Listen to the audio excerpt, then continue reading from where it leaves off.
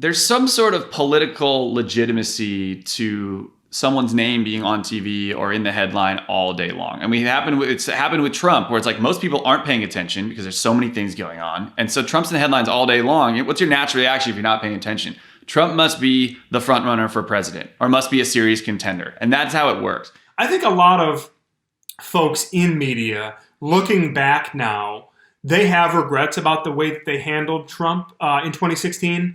And a few people have actually said as much publicly.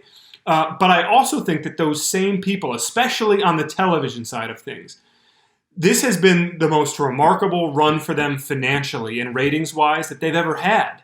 You know, and so how bad do they really feel about it? Because this has been sort of a golden era for them, and it's a really hard thing to sort of grapple with the fact that on the one hand, we probably did not operate, we the media did not operate in a really respectable, ethical way in covering Trump's rise, and yet Trump has been just incredibly lucrative for the media industry on the whole.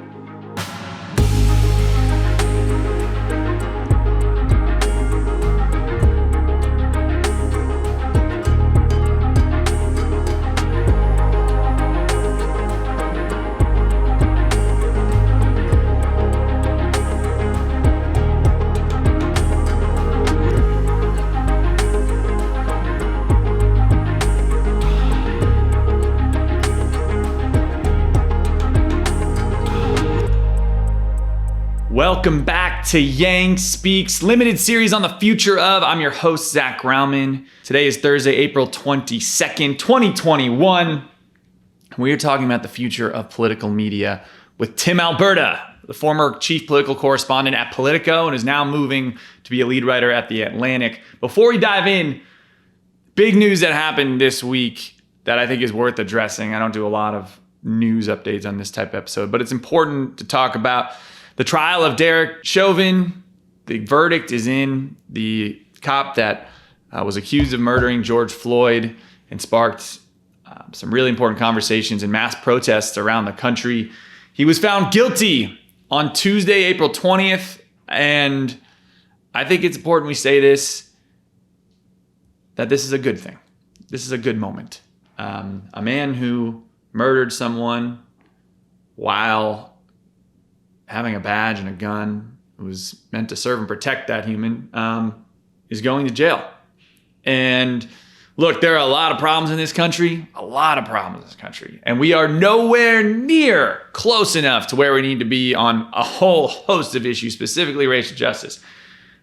But I will say, it's good to know when all the eyes are on something like this, it is a good thing to see justice served. So we have a long way to go, but I hope this brings a sense of hope and renewal and relief for many folks, for millions around the country. We have a long way to go. Saying prayers for the families of the Floyd family and all of the families and individuals affected by this trial, and it's good to see justice served. With that,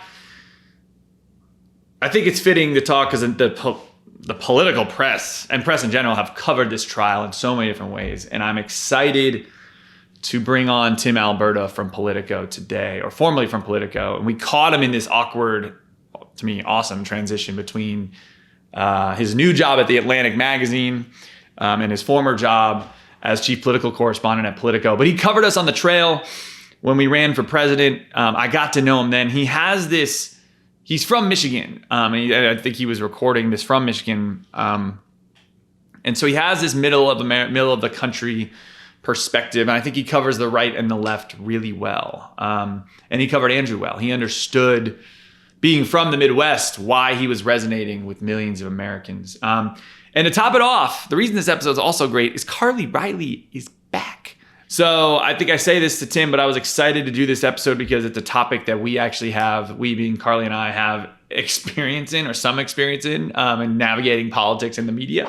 So it's a fascinating episode about how the media works, why Andrew was covered in certain ways, why he wasn't covered in certain ways, why certain narratives emerge out of our political press, and where this type of divisiveness in the political press, where it's going, where political parties are going. Tim is a fascinating, brilliant individual.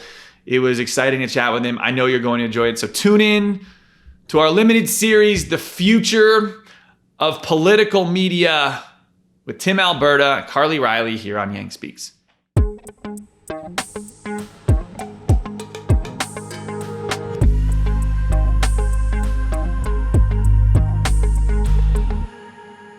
Welcome back to Yang Speaks. I am so excited. We're going to talk about the future of politics. And the reason this is exciting because we've talked about a lot of futuristic topics that myself and Carly know very little about or have done, let's call it a week of research on, and that's about it. But this one, we actually have some legs to stand on because we have familiarity and experience in politics and the media. But we've brought on someone I've looked up to and gotten to know on the presidential trail because I just think the way he writes cuts through in a certain clarity and a certain independence that I thought was missing in political media. So Tim Alberta has joined us, who's the former chief political correspondent at Politico.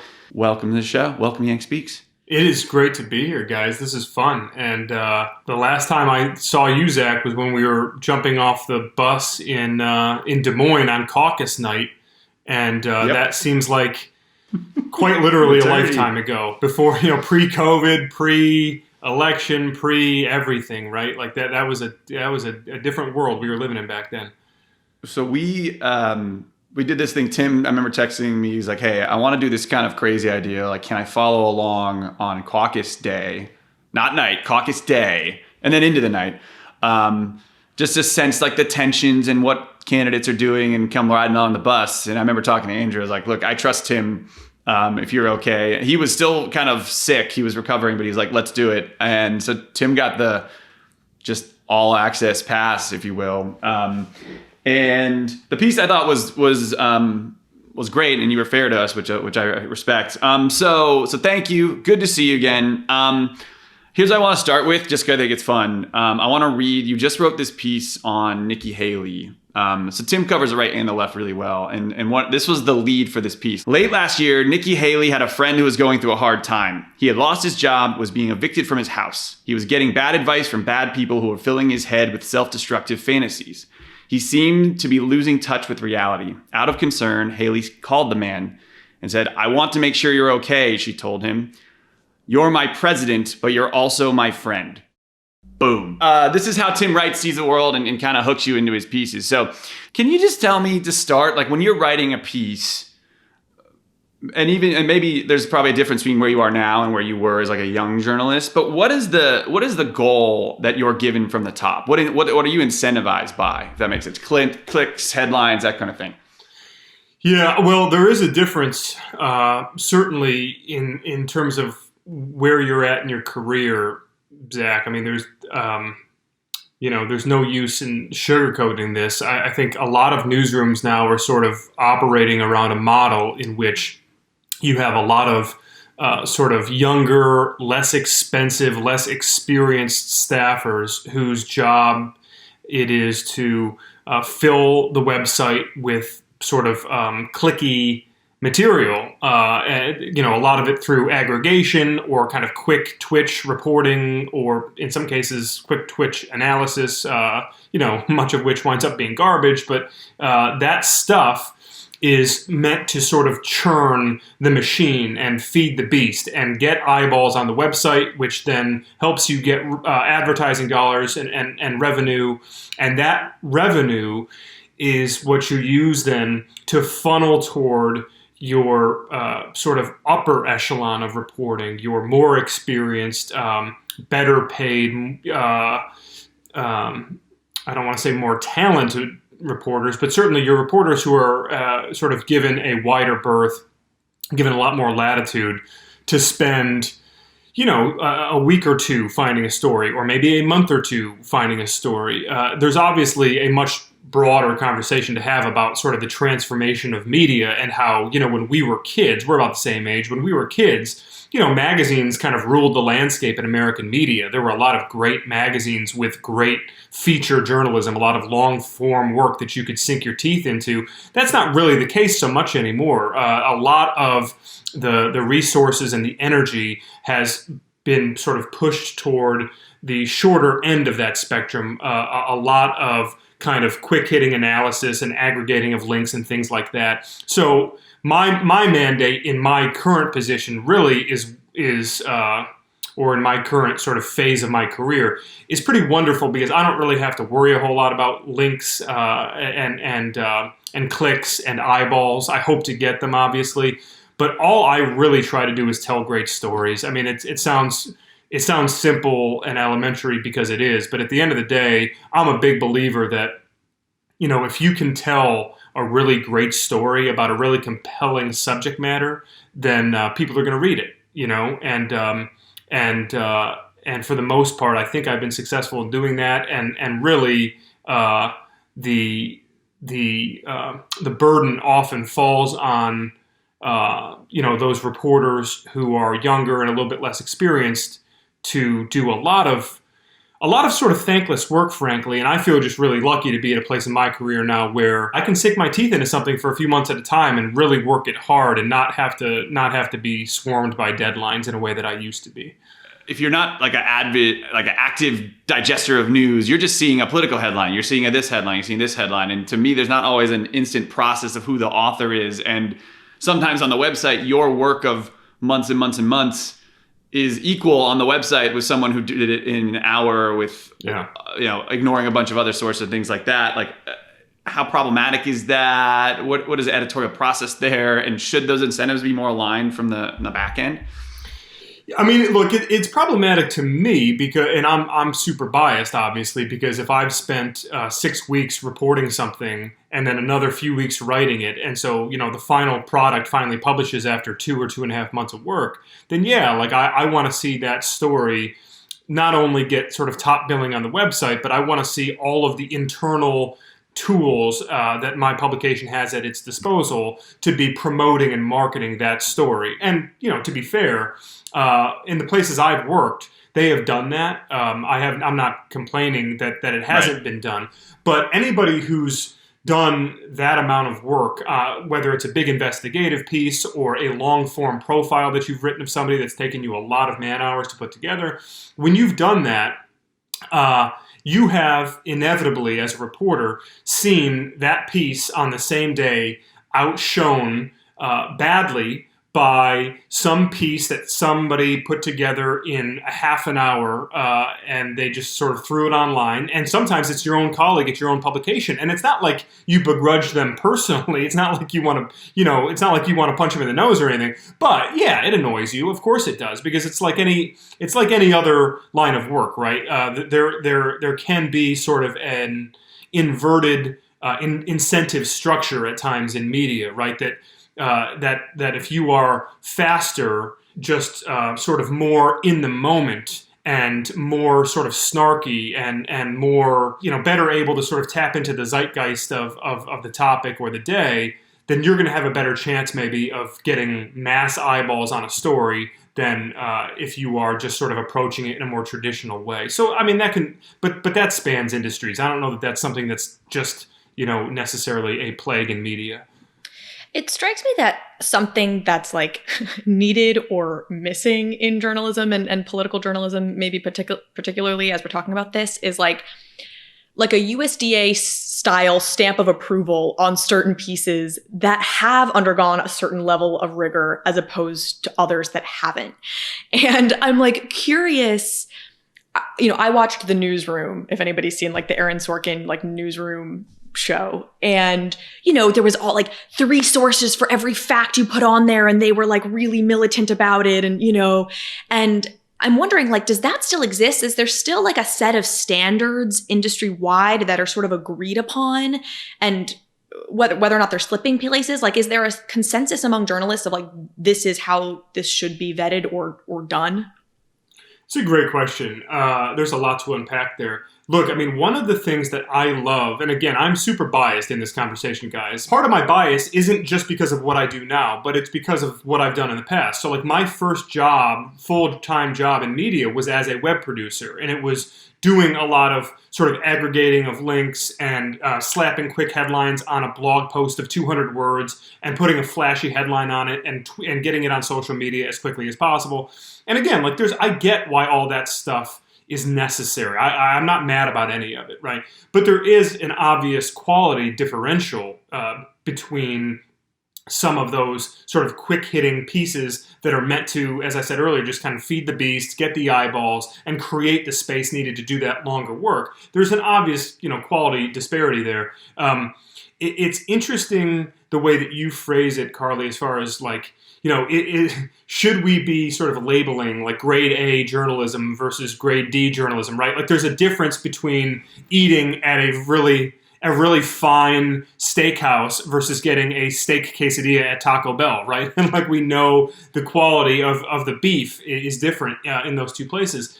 Well, the thing that, going back to my own bias, the thing that I love about magazine work, and it's why I was really privileged to work in the magazine section of Politico, and it's why I'm so excited to start at The Atlantic soon, which is, in my opinion, the best magazine in America, is magazine work tends to be subjected to a far greater amount of scrutiny in the editorial process. So you have fact-checking and layers of editing on every story you're writing in a magazine that just don't exist in other parts of journalism. So, and I really love that because I'm so neurotic and so anal about anything. Like if I find out that I have a correction in a story of mine, it literally takes me 3 or 4 days to stop being angry about it. Like I take it very personally.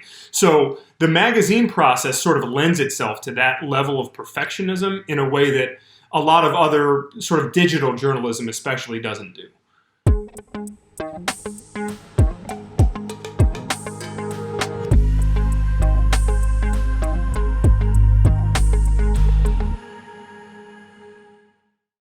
When it comes to paying off debt, it can often feel like an uphill battle. You got high interest rates resulting in minimum monthly payments. They just keep this vicious cycle going of debt. And Upstart is here to help you get ahead. Upstart is a fast and easy way to pay off your debt with a personal loan all online. So whether it's paying credit cards, consolidated high interest debt, or funding personal expenses, over 500,000 people have used Upstart to get a simple fixed monthly payment. And unlike other lenders, they don't just use your credit score, which is why we like them. They use your income level, your employment history. They look at all these different data points in AI to give you a smarter rate with trusted partners that fits your world and debt level. And you can receive the funds as fast as 1 business day after accepting your loan with like this 5-minute online rate check. So here's the deal. Find out how upstart.com can lower your monthly payments today when you go to upstart.com/yang. That's upstart.com/yang. Don't forget to use our URL and tell them we sent you. Loan amounts will be determined based on your credit, income, and certain other information provided in your loan application. Go to upstart.com/yang.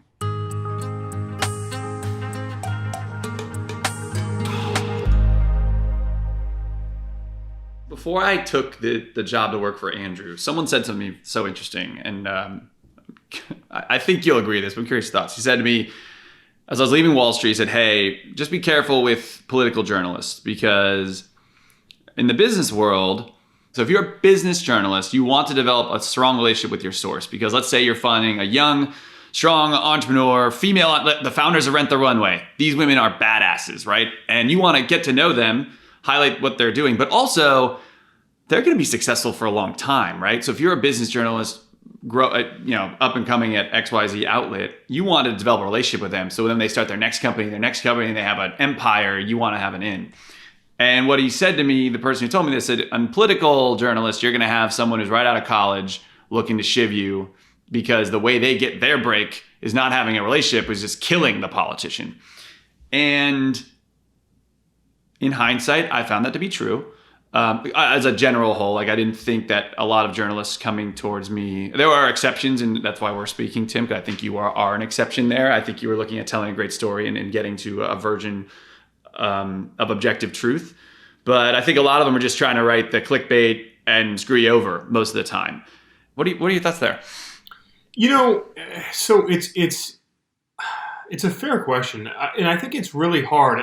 And it's not to give you a cop-out at all. I think it's hard to paint with a broad brush because are some journalists going to be sort of unethical and or lazy and just kind of look for a quick kill on something? Sure. But do some subjects, some candidates, some elected officials, do they deserve to get shivved? Oh yeah. Oh yeah. You know what I mean? So thank God you're there because no one would have done it. Yeah.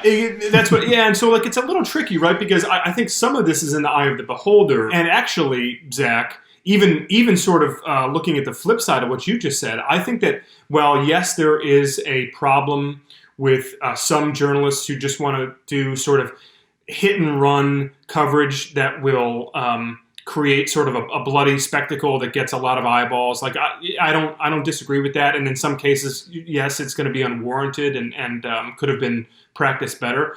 I think that there is also on the flip side of that same coin a problem, particularly with younger reporters who want to play the access journalism game and who want to be too friendly with the people they cover because they are looking at it through sort of a long lens and saying, look, this guy is going to be in Congress for years. He's going to wind up chairing this committee. His staff they're going to, he might be in a leadership office someday, and his staff, they're a bunch of, risers. These are people who are going to be running the town one day. I need to be in good with them. And so I'm going to really go out of my way to never publish anything negative or to really sort of couch any criticisms into kind of a broader critique of the institution, et cetera, et cetera. So like, and that's something that's always, been sort of, I think, a problem in journalism as well. And so you have these things that are, I think it's easy to diagnose, but really hard to solve, right? Practically speaking, because these are, and look, I'm not perfect. I've made tons of mistakes in my career, and there's probably people who I've taken it much too easy on that in retrospect, I should have been shivving much earlier.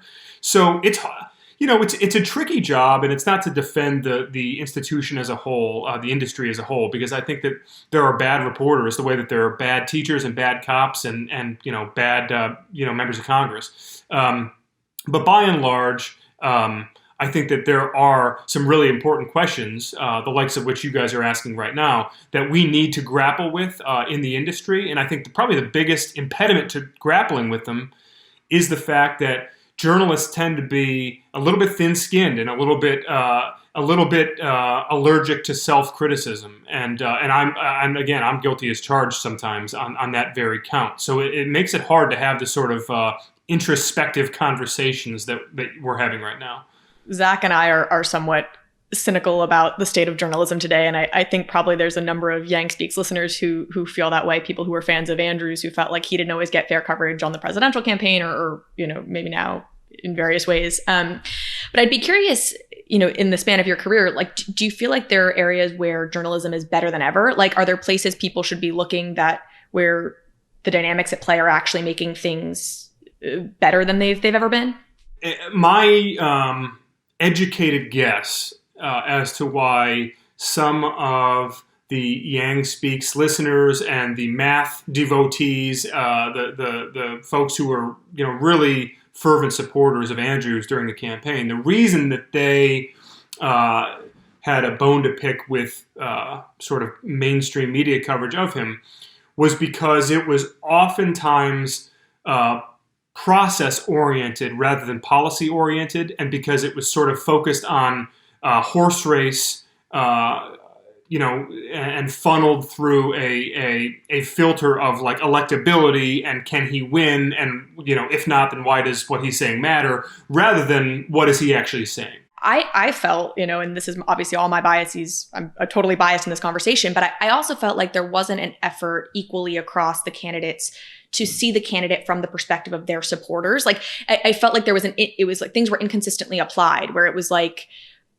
try and see Yang through the eyes of a Yang supporter, for instance, instead of sort of through the eyes of you, who may be an Elizabeth Warren supporter. And I felt like that was so plain in the way that things were reported. And I found that frustrating. It felt like, and maybe it's unfair because I'm reading one journalist talking about Yang and a different reporter who's talking about Elizabeth Warren, and I'm equating them in some ways. But that was part of what I felt like. It felt like there wasn't effort to be generous, which would be fine if that was consistent, but it didn't feel consistent. What I'm hearing you say also is like that there's not an effort always to understand these people, right? Like, and what is motivating them, right? And for me, like, that's a huge it's a huge part of my job is when I say that I want to tell good stories. Well, that's not just about like pithy turns of phrase and like memorable anecdotes. It's trying to sort of peel away all of these layers and get to a place where you really, as a reporter, really understand something that you didn't understand previously,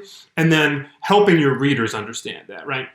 So understanding the Yang phenomenon is a really important part of covering the 2020 campaign, even if you don't think he's going to win, even if he's, even if by the traditional metrics, maybe he's not raising money, which of course he did raise money, but by any of these traditional metrics that suggest, that he's a long shot, well, that's fine. And yet, here's this guy who has no background in politics, who has no political pedigree to speak of, who is inspiring millions of people to sit up and pay attention and get engaged in a way that they had not been before. That in and of itself is fascinating and obviously very much worth a story. And to my original point a minute ago, the critique of political press being far too process-oriented and sort of obsessive at times about the horse race and not focused enough on the actual policy arguments and how those policies are going to affect people, I think it's a very fair critique. My big thing is, guys, I think that we are constantly presented with false choices here. Like, there's no reason that we can't cover the horse race and cover the process of electing a president, which is important in its own right, and also cover the policy, right? Because these two things happen to intersect quite a bit. And like, as an example, the Elizabeth Warren people don't like me very much because I was very harsh in my coverage of her. It has nothing to do with her personally. Any interaction I've ever had with her, she's a perfectly nice woman. And kind of badass. It's not I don't have any personal vendetta. But I believe that the way she talked about Medicare for all was completely insincere. And as a policy matter, it was completely impracticable, that it was never going to become law. She knew that it wasn't going to become law. It was essentially the same as Trump promising that Mexico was going to pay for the wall, right? This was never going to happen. So from a policy standpoint, I beat her up pretty good, right? And when it wasn't translating to votes, I beat her up a little bit more, basically making the point that I felt like voters were not rewarding what they knew to be an unrealistic set of policy promises. So there's a lot there to sort of digest, but I believe that a lot of these criticisms of the media are valid, and I don't think we should be shunning them at all. We should be listening. Our first big political event was called the Wing Ding in Iowa. It was in Clear Lake, Iowa. This is a famous Democratic political event. Love the Wing Ding. And this was 2018. So it was like off year. It was us who knew but nobody knew.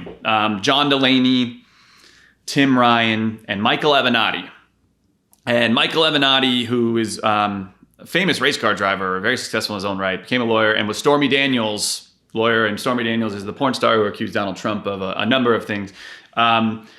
And there was all this hype around Michael Avenatti. All this hype. Michael Avenatti's going to beat Trump. He's a bully. Yang did a good job. Like, I can't say a great job. I can't say he brought the House down because I eventually saw him 2 years later bring down the House at certain moments. And so, like, comparatively, not as great. But it was an early speech for him. It was solid, and it was definitely insightful, interesting. He got a polite Iowa standing O, but people listened, for sure. He was one of the better speakers of the night, for sure. Michael Avenatti gets up there. Everybody's supposed to be 5 minutes. Delaney, Tim Ryan were 5 minutes. Avenatti goes for like 15, read from a script, and was horrid, like horrific. I think you could find this on YouTube. It's so boring and so dry. Yeah, I'm not sure I want to really find get the standing. Like, didn't get the standing O. Like, nobody cared. This guy was like, any objective person in that room was like, this guy isn't gonna be president. Like, he's like a horrific public speaker. The media swarmed him after, and every single headline out of there is Avenatti stars and fires up the Democrats. And I was like, this is just BS. It's just a straight up lie. And like but my point was that the piece had been written before the event, right? Like, they were ready. Like, how often, probably when you were younger too, maybe, or how often your colleagues like told to go cover an event, but by the way, you're there for Avenatti. Like, you're there for Trump. Like, how often, because when things when the narrative does change in real time, I don't think that gets covered. And that was frustrating for us in many ways throughout the race. This is Zach and I just trying to understand what happened on the campaign and all these things we lived through. Right. This is therapy for us, Tim. You're just here. This is you're just here to talk us down on things we've been holding on for this for a long time. So like Avenatti is a great example, right? Of here's this guy. If you went back and looked, and I think that there were a couple of places that did this, that tallied his total number of like cable news hits there for a few months. It was like hundreds and hundreds and hundreds of cable news hits, right? Yeah. For this guy who's a complete fraud, a complete charlatan. He's in jail, by the way, and has DM'd me from jail. I can't wait to show. He DM'd you from jail? Okay, it's the same story. So Andrew in 2019 I think it was during the Yang media blackout, was basically shitting on whatever the media establishment and saying I was there when Michael Avenatti was not very good. And Michael Avenatti responded, and this was after he went to jail for Nike fraud or whatever he did in that deal. He's in jail, and he tweets like, "You suck, blah, blah, blah." And I retweeted him, say like, "Is Michael Avenatti tweeting from jail?" And then he DM'd me, and he's like... He like rage DM'd you, didn't you? You're a boss. Yeah, he's like, "You're a boss, just blah, blah, blah, you suck. Like, you need to spend more time. He's polling at 1%. You suck." Like, it was just... I'm like, dude, why are you talking? I was nobody. I was like... So, I mean... guy. Anyway. So he's a great example of this, right? Nobody thinks that Michael Avenatti is a serious person. Nobody thinks that Michael Avenatti is a particularly, ethical or upstanding person, somebody who like really deserves to have a soapbox in the public square.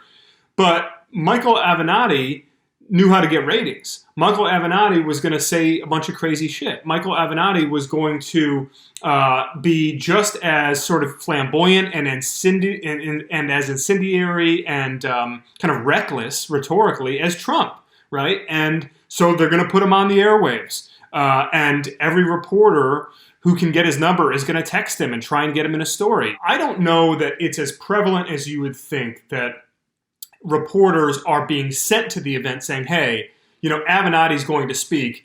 Be ready to write about him." But I think that once the event starts, for a reporter in the room who sort of has their own discretion about what they're going to write, they want to get clicks. They want their story to gain traction on social media, and if they just know from sort of the buzz in the room and from what other people are saying before, during, and after the event, if they know that, a headline about Michael Avenatti crashes the party and sets fire to Trump is going to get more clicks than Andrew Yang pitches a freedom dividend, then that's the story they're going to write 9 times out of 10, right? Like, here's a chicken and the egg question for you guys, right? Because I'm not trying to dodge the bullet here. I think the media owns some real culpability for this.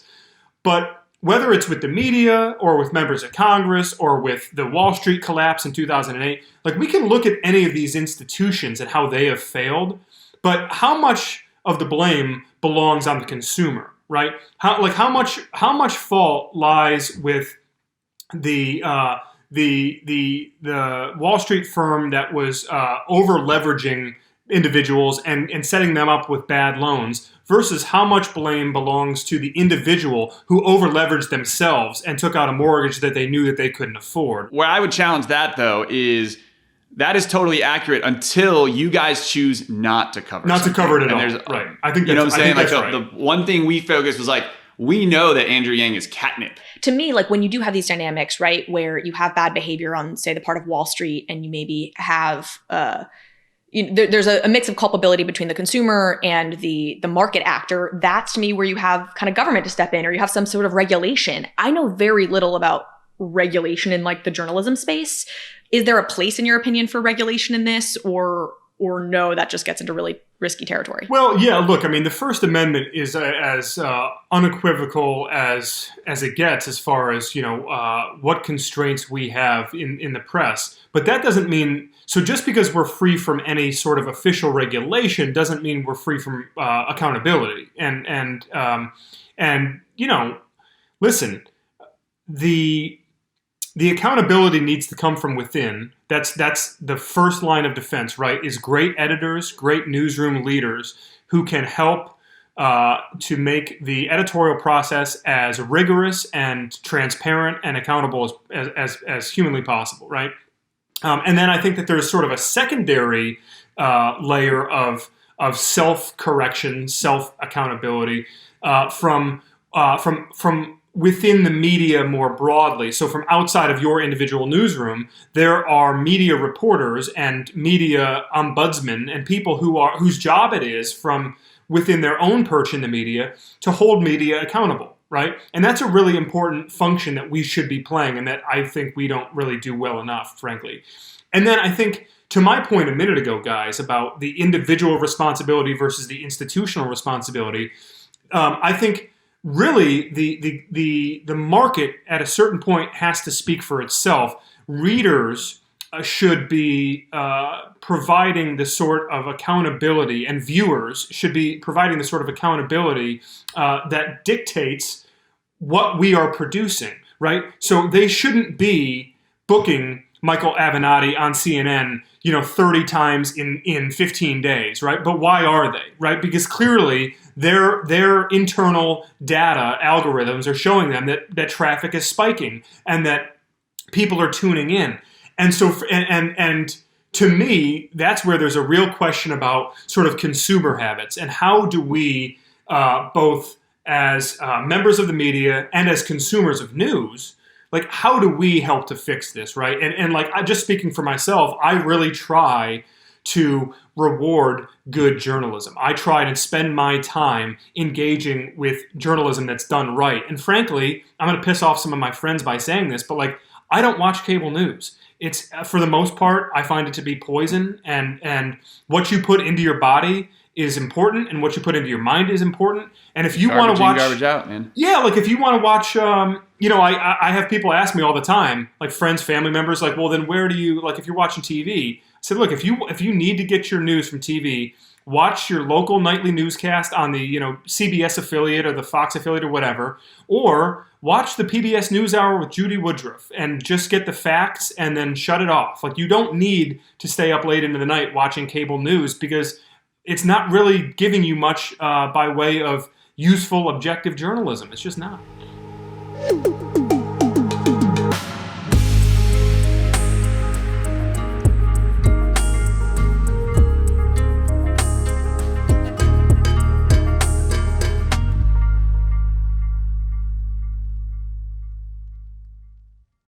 All right, I want to talk to you all about BetterHelp. I am a satisfied customer of BetterHelp. I talked to my BetterHelp rep, my therapist, and we talked about a whole bunch of things. Mainly, I'm just talking about the things I don't talk about during the week, which is why I like it. Just an opportunity to like let off a little steam in a healthy way where you're actually diving into the things that are going on in that brain. And you can use BetterHelp to talk to licensed professional counselors that are specialized in depression, stress, anxiety, relationships, sleeping, anger, family conflicts, you name it. You don't have to sit in the waiting room. It's secure. It's online. You can message. I can message Sarah at any time. It's pretty cool. And then we do quick video calls. It's amazing. It's convenient, professional, affordable. You're going to want to check this out. BetterHelp is awesome. So I want you to start living a happier life today. Do what I just did. And as a listener, you'll get 10% off your first month by visiting our sponsor, BetterHelp.com/Yang. So check out what over 1 million people have done and taken charge of their mental health by using BetterHelp. That's BetterHelp, HELP.com/Yang.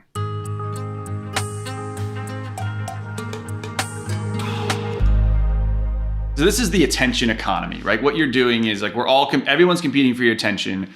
And there's some sort of political legitimacy to someone's name being on TV or in the headline all day long. I mean, it's happened with Trump, where it's like most people aren't paying attention because there's so many things going on. And so Trump's in the headlines all day long. What's your natural reaction if you're not paying attention?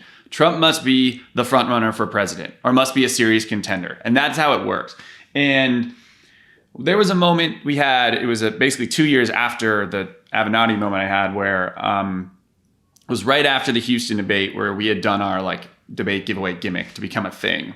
And our plan was to show a show of force in Iowa, that we weren't just this like, hey, like attention grabber and with our $1,000 a month, but we were a serious contender. We were going to we did Yang-a-Palooza in Iowa, we had 1,000 people come from all over the country. country. Can we laugh at the fact that we're like, we're a serious contender? We're we legit. did Yang-a-palooza. That's fair.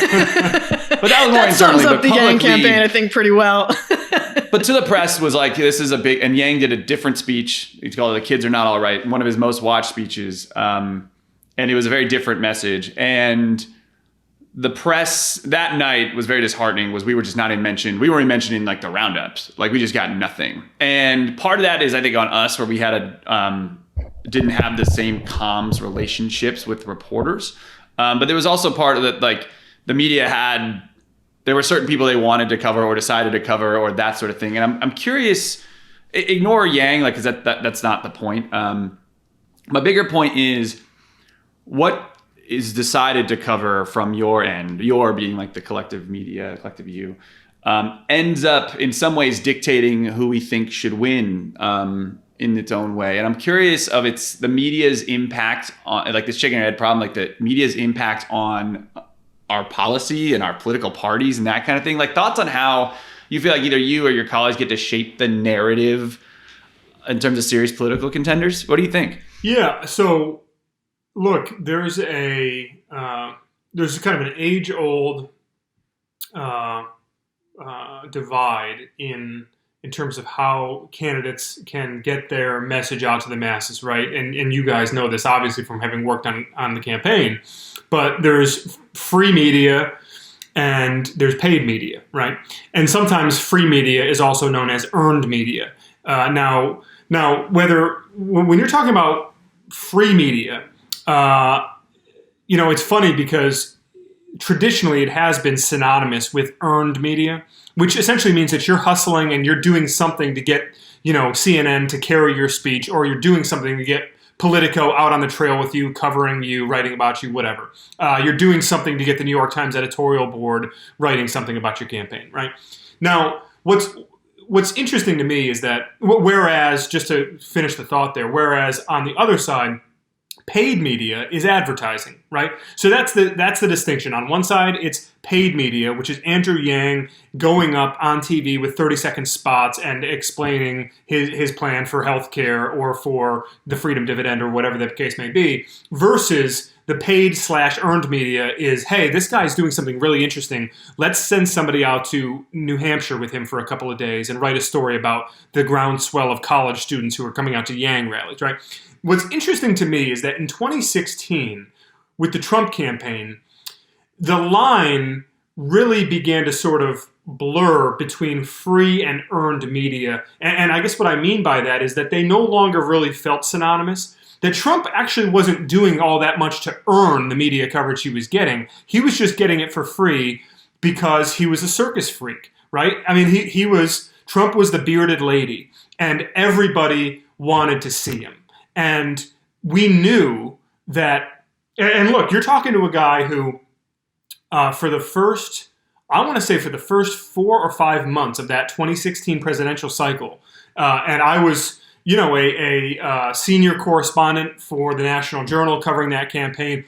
I didn't write his name, or if I did, it was like in a fleeting afterthought, sarcastic sentence. I didn't write anything about the guy because I just refused to give it oxygen. I thought it was sort of a joke, right? And then eventually, his poll numbers rise to the point where he's at the top of the heap and he's standing center stage at the debates, and then you're forced to cover him, right? Like you can't not cover him. But it's in that period from June through October, say, where he's just getting round-the-clock media coverage, and it's oftentimes for doing nothing. He's sitting in his penthouse tweeting something crazy about, like, Oprah or about, Megyn Kelly or about Rosie O'Donnell, and it's getting saturation news coverage. And, that's where I'm sort of looking around saying, wait a second, this isn't right. Like, this is not a healthy way for media to operate. And I think the thing is, guys,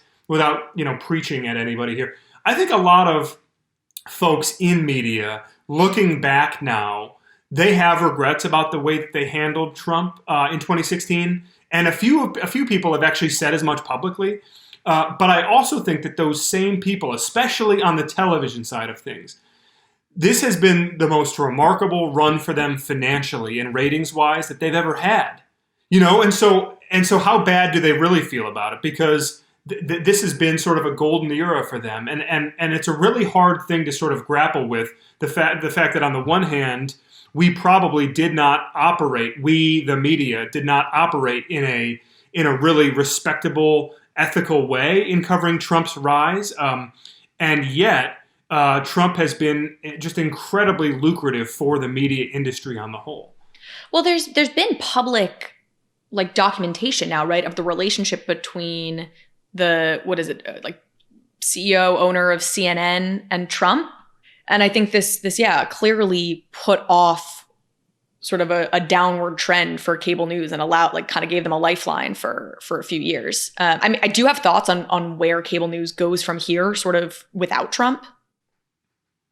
Boy, the great quote that comes to mind was Les Moonves from CBS, who he said very famously a couple of years ago, talking about their coverage of Trump, talking about the media's coverage of Trump. He said, it wasn't good for America, but it was darn good for CBS, right? And that puts a pretty good bow on this conversation.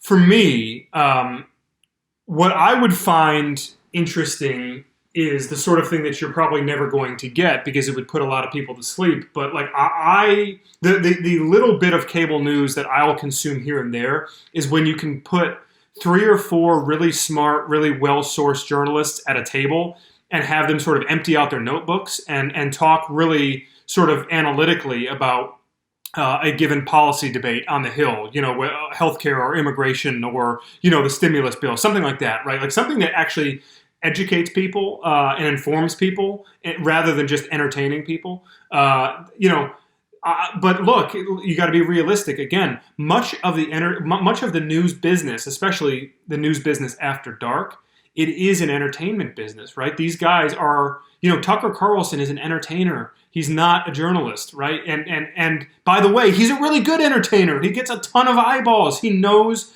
Even though I think he's sort of a despicable human being, he knows how to get people to tune into his show, right? And that's the hallmark of a great entertainer.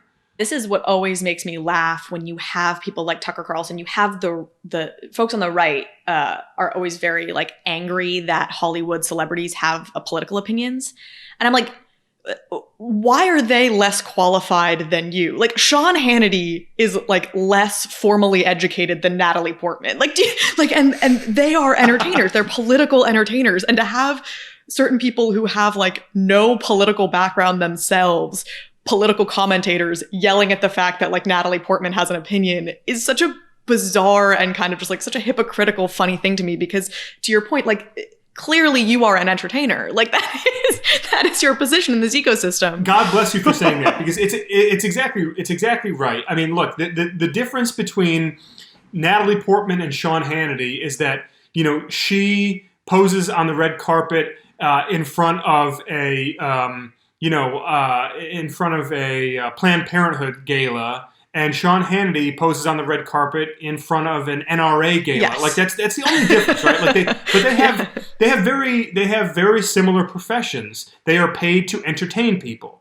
At the end of the day, that's all it is. And I feel bad in a way because I do know some people who work at the big 3, Fox and CNN and MSNBC, who are real journalists and who are good people, and some of whom are friends of mine and I like. But I will say this to their face, that your networks are contributing to the decline of American civilization, right? And we have to do something about this. And I don't think that there's necessarily a big appetite to do a lot about it.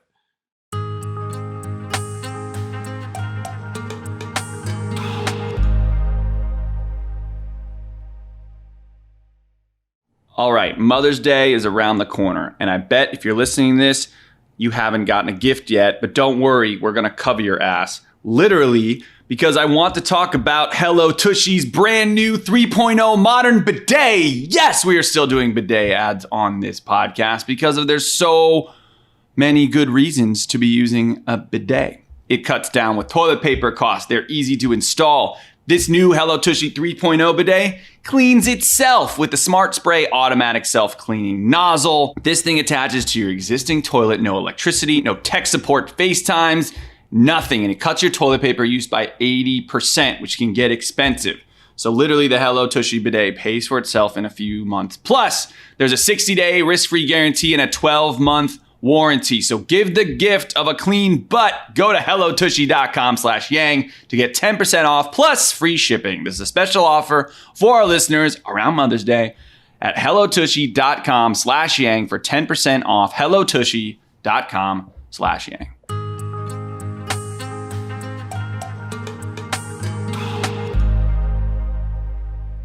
Right now, we have two political parties that are lost, and it's mainly it could be because of our media companies and institutions right now. We have the Republicans on the far right are just anti-Democrat, essentially, and you have Democrats that aren't really sure on what being a Democrat fully means, and that's a very simplistic way of saying it. But I do think both parties are very lost, and I think media has a part of that. Where do you think they go? Where do we land 10 years from now in terms of our political parties? And is the media going to continue shaping them? Do they eventually buck the trend and it goes a different direction? What are you thinking there? When we talk about institutional decline in America, and I talk about it a lot because it's, I think, sort of the great story of our time, is the public's loss of confidence in these core pillars of society, right? Whether you're talking about law enforcement, or public education, or the media, or organized religion. We don't often think about political parties as institutions, and we really need to, right? Because political parties, the world over, especially in liberal democracies, when you have strong political parties, you tend to have strong and stable countries. When you have weak political parties, you tend to have very disrupted and disorganized and chaotic countries. And what we've seen over the last, I would say, 5 to 10 years, and probably even take it back a little bit further, maybe say last 10 to 15 years, is a sort of asymmetric assault on the institution of political parties in this country. And, when we talk about Donald Trump, I often will bring Bernie Sanders into the same conversation, not because they believe in the same things, but because they represent in many ways sort of opposite sides of the same problem, which is that, in 2016, the two candidates who did the most to energize their party bases, Donald Trump and Bernie Sanders, they had never belonged to those parties, right? Donald Trump had never been a Republican. Bernie Sanders had never been a Democrat. And it's not as though these institutions should be above reproach and that they should be sort of insulated from the sort of pressure that a Donald Trump exerted on the Republicans or Bernie Sanders exerted on the Democrats. It's that when they were sort of stress tested, those parties did not respond well to the stress test. And particularly on the Republican side, the party just collapsed entirely.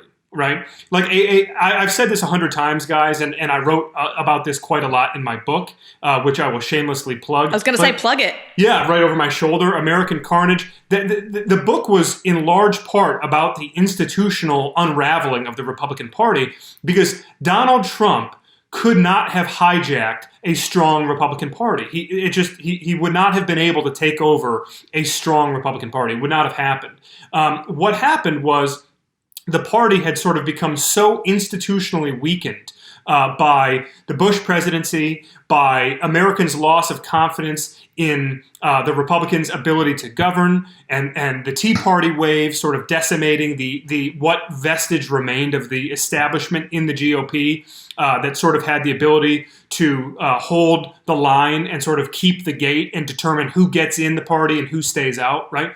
We all sort of in a vacuum love to hate the smoke-filled room and the good old boys network and the graybeards in the party establishment. But actually, there's something to be said for the party establishment. There's something to be said for the smoke-filled room. There's something to be said for this idea that there are people who are gatekeepers who can expel a Marjorie Taylor Greene or a Steve King or some of these radicals from a party and say, no, you do not belong here. We don't want you in our club, right? You've similarly, on the left, seen this sort of continued stress testing of the Democratic Party. And I don't think that had the imperative been so universally felt among Democrats to get Trump out of office, and that obviously leading to Joe Biden emerging as just this sort of consensus candidate, right?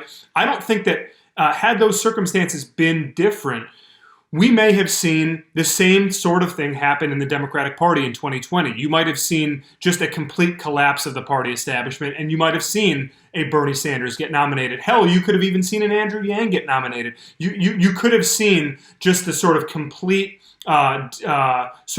demise of the old system that sort of had held up for so long. And I'm not necessarily saying that that would be a bad thing, as long as something that can take its place in a way that sort of serves the country in a functional and healthy way. And clearly what's happened to the Republican Party over the last 5 to 10 years is not functional, it is not healthy, and the party is sort of desperate for a sort of renaissance. Like the Liz Cheney wing, the Adam Kinzinger wing of the party is really trying to stand back up something that can function as a traditional strong party establishment. But it's going to be really hard for them, guys. And your question is about where does this go moving forward? I think the challenge is, on the one side, Republicans trying to stand that thing back up. And on the Democratic side, it's trying to keep it up. It's trying to hold the line and not get sort of bowled over as has happened to the Republicans. You say that institutional collapse, you mentioned like the Bush presidency and kind of a failure of governance, but is there also an element of just that party establishment and elite getting out of step and out of touch with like everyday Americans? Is that fundamentally what weakens them to the point of collapse? Totally. It's it's an absolutely essential part of this conversation because, and again, this is not black and white what we're dealing with, right? This is a complicated, nuanced conversation that has to be had. So there's a really fine line, right, between Donald Trump actually doing something that was really helpful and productive, which was kind of shining a light on the intellectual complacency of the post-Reagan Republican Party, right?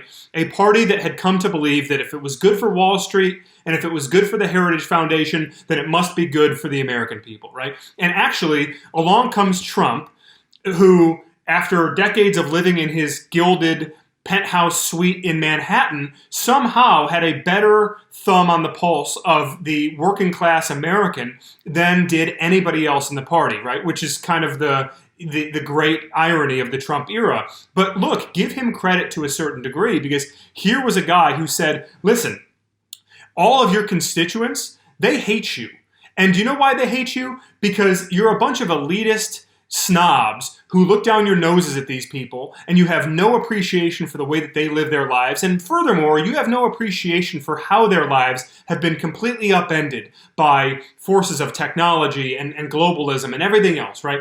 And so there's a fine line between what Trump did to sort of call attention to these things, which was way overdue and really needed to happen, versus Trump becoming a xenophobic, race-baiting bigot who was sort of channeling the darkest impulses of these angry people and using it in a really destructive way. So like the flip side of that, right, is look at Andrew Yang, for example, right?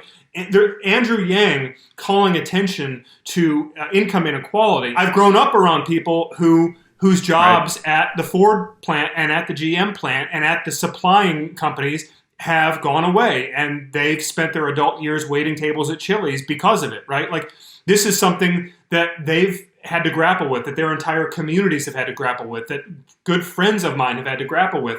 And so Andrew Yang calling attention to the menace of automation and how it has already begun to decimate the workforce, and how if it continues on a similar trajectory moving forward, that we are going to be, as a country, reckoning with the sort of mass unemployment crisis that we've never really seen before.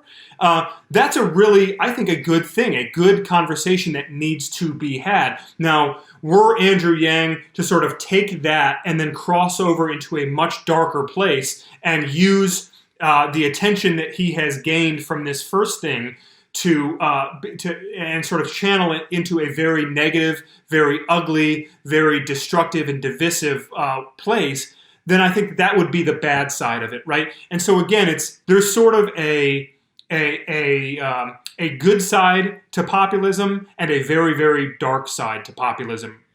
looking at this landscape right now and where it's going, both politically, both media, it's two questions for you. What excites you and what scares you? What encourages me and discourages me is almost, in some cases, the same thing, or there's just like a very, very thin line dividing them. I think, what encourages me is that we have more ways to reach voters and reach readers, reach citizens than ever before. And that's cool. But what discourages me is that some of those ways that we reach people, it encourages really crappy, sloppy, substandard journalism, right? So like that's an example. Like there's a very thin line there. There's another very thin line between sort of the financial state of journalism. So there's never been more money pouring into places like the New York Times or the Washington Post or CNN or the Atlantic. But these sort of big national organizations, their footprint is growing by the day, and because of it, they can afford to hire great reporters to do great work, and that's a good thing. At the same time, there's never been a bleaker financial situation facing small and mid-size and even larger, traditionally larger, local print publications. Major metro daily newspapers have shriveled up from coast to coast. They are a shell of their former selves. They are shrinking literally by the week. Their advertising dollars have evaporated. Their subscription revenue models are not very good in most cases. And it's a terrible, terrible thing to think about living in a community that does not have a robust staff of experienced reporters who can get out there into the community and hold people accountable and inform the local citizenry. And by the way, guys, this is all interconnected, right? Because when you no longer have a strong local news presence to inform you, then what are you going to turn to? You're going to turn on Fox News, right? You're going to turn on CNN, and to me, that's really problematic. So I think above all, what encourages me is that you do have, I think, a more engaged electorate, a more engaged readership, viewership, a more engaged American public on some of these big issues than we've had in a really long time, right? Because you have the sort of intersection of Trumpism and of COVID and of mass, economic disruption, and there's just a lot happening in this country right now, and so I think because of that, you have a lot of people just starved for information, and they're coming to places like the Atlantic, like Politico, like the New York Times, like the Washington Post to get it, and that's good, right?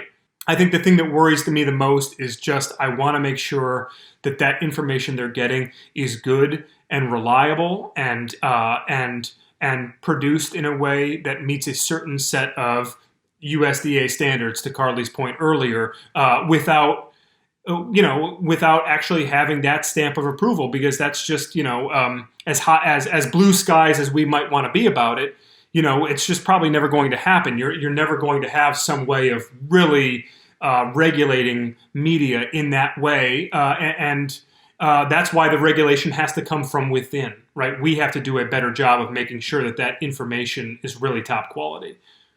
My prediction, and Carly, I'm curious your thoughts on this too. My prediction is that as we stop to trust institutions, we're going to start to trust people to fill that void. And it's why podcasts have grown, and it's why some of these longer forms, why the Atlantic is able to, frankly, is pouring money into hiring people like yourself, and that people are going to flock towards talent, and the trust will be in that human, which is a little scary at times. But there's also a certain level of that trust is earned in some ways too. And I hope that when people know that when we're coming on this podcast, they know, like, there's a certain point that if we're accused of lying or being dishonest, that you've listened enough and grown enough with us that you hopefully know and feel in your heart that we never do that. And that's kind of the trust is, where it's like, well, I know Fox would never do that. That's not true. But I know Tim Alberta would never do that because I've gotten to know him as a human, and that's why I trust him. I feel like that is probably where this starts to go until we can start get institutions. And maybe you start to see publications like the Atlantic, like hire enough Tims and enough Isaac Dovers or people that I love reading there that are writing stuff that has been fact-checked and sourced well and researched and well thought out. Carly, what do you think on that? I don't know what your thoughts on the future where this goes, given basically what Tim said. Yeah, I have so many thoughts on this, as you kind of know. I definitely agree that there's a move towards individuals. I think Substack is proof of that. I look personally, I've said this actually, I think publicly before, I don't read a lot of, call it institutional journalism. I read a lot of Substack. I have certain trusted people who I really use as my filter through kind of different subject matters. And I do think that's a rising trend. And it plays into this broader trend you were talking about, Tim, of sort of a collapse of institutions. And we spoke the other day to this esports individual, and we talked about how even on the purely entertainment side of things, you see the younger generation moving away from Disney Channel and onto like Twitch streams and YouTube shows where it feels more raw and you're building this personal relationship with an individual content creator, not a machine that's creating content. So I think you're seeing this happen across really a number of different industries where people are now drawn more to individuals and individual voices that they're getting to know through, social media and the internet and whatever else, rather than these sort of standard industry machines. So I absolutely think that's a direction we're moving in. And look, and it's not like the media would be an outlier in that respect, because, people distrust, the American healthcare system, right? But they trust their own doctor.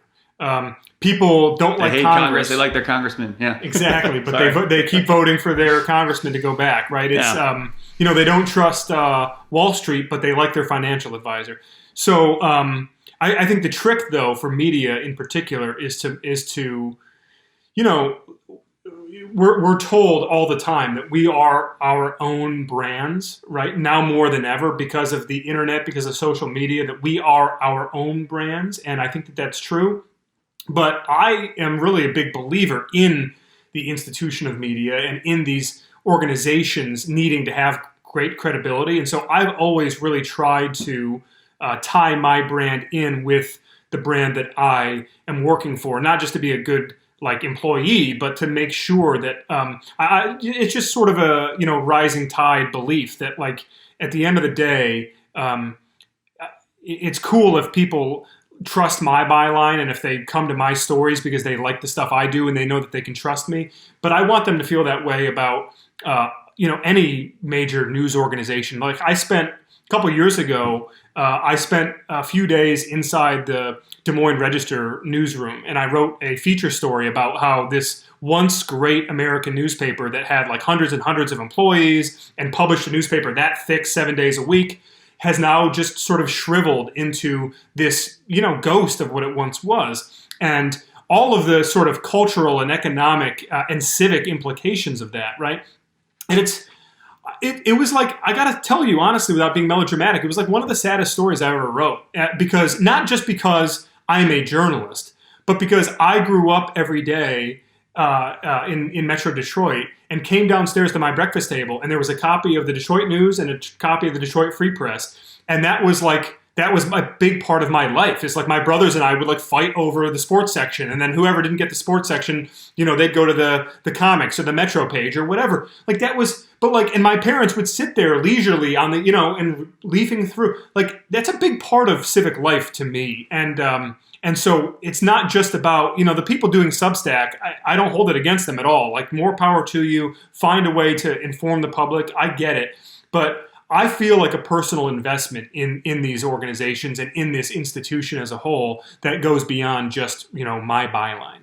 I think I can be very cynical about, to use the word you used earlier, which I use, gatekeepers. Again, maybe partly this is the chip on my shoulder I still have from Andrew Yang's campaign, feeling like the gatekeepers didn't like us so much. But I think you make a strong case that you need a balance, right? The gatekeepers are not, in some cases, can be good and powerful and needed. And it seems like you're kind of making a similar case here to some extent, right?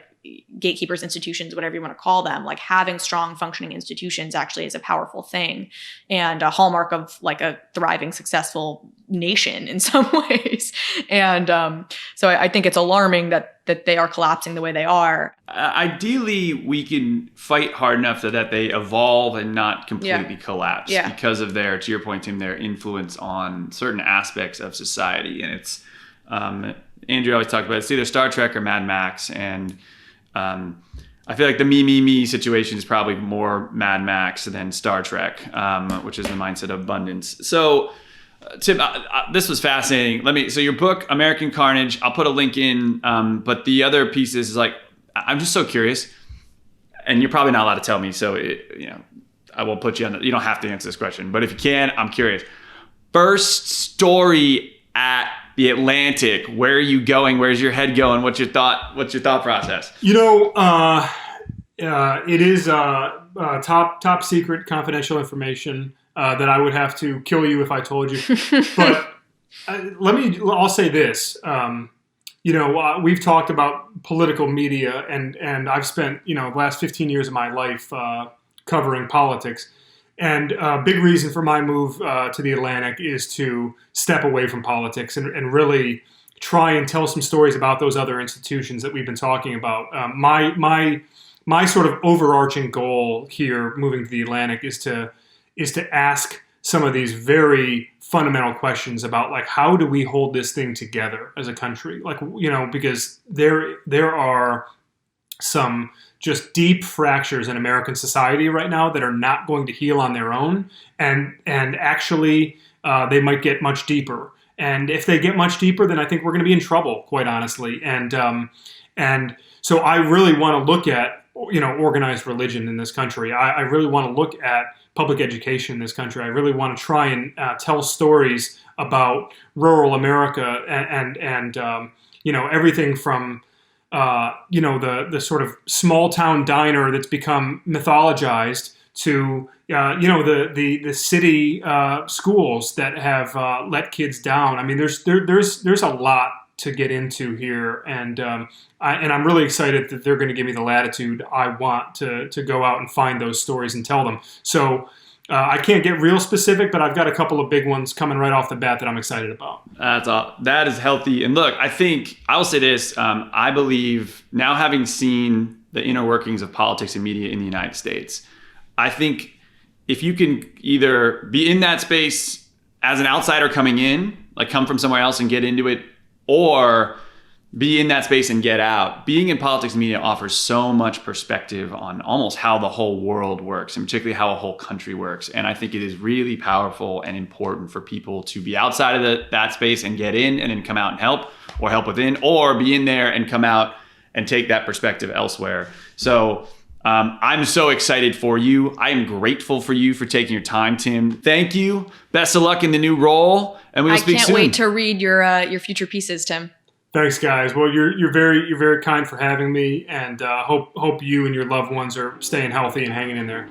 Back at you.